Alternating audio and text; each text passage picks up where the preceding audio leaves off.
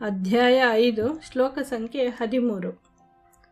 ಸರ್ವಕರ್ಮಾಣಿ ಮನಸಾ ಸನ್ಯಸ್ಯಾಸ್ತೆ ಸುಖಂ ವಶಿ ನವದ್ವಾರೆ ಪುರೇ ದೇಹಿ ನೈವ ಕುರ್ವನ್ನ ಕಾರಯನ್.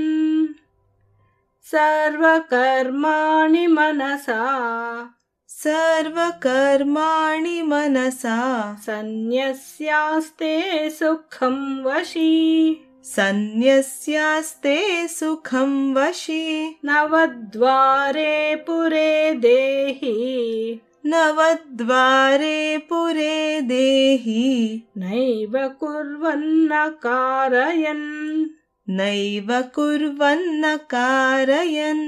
ಸರ್ವಕರ್ಮಾಣಿ ಮನಸಾ ಸನ್ಯಸ್ಯಾಸ್ತೆ ಸುಖಂ ವಶಿ ಸರ್ವಕರ್ಮಾಣಿ ಮನಸಾ ಸನ್ಯಸ್ಯಾಸ್ತೆ ಸುಖಂ ವಶಿ ನವದ್ವಾರೆ ಪುರೇ ದೇಹಿ ನೈವ ಕುರ್ವನ್ನ ಕಾರಯನ್.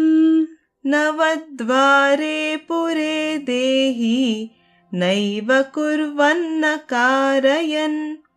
ಸರ್ವಕರ್ಮಾಣಿ ಮನಸಾ ಸನ್ಯಸ್ಯಾಸ್ತೆ ಸುಖಂ ವಶಿ ನವದ್ವಾರೆ ಪುರೇ ದೇಹಿ ನೈವ ಕುರ್ವನ್ನ ಕಾರಯನ್. ಶ್ಲೋಕಾರ್ಥ.